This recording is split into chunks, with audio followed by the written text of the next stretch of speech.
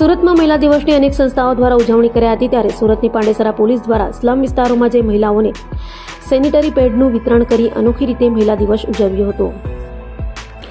સુરતમાં 8 માર્ચ આંતરરાષ્ટ્રીય મહિલા દિવસની ભવ્ય ઉજવણી કરાઈ હતી. ખાનગી અને સરકારી સંસ્થાઓ સાથે વિવિધ NGO દ્વારા પણ મહિલા દિવસે મહિલાઓનું સન્માન કરાયું હતું. તો સુરતની પાંડેસરા પોલીસે અનોખી રીતે મહિલા દિવસ ઉજવ્યો હતો. પાંડેસરા પોલીસે અલગ અલગ સ્લમ વિસ્તારોમાં જ મહિલાઓને સેનેટરી પેડનું વિતરણ કરી અને ફૂલ આપી મહિલા દિવસની ઉજવણી કરી મહિલાનું સન્માન કર્યું હતું.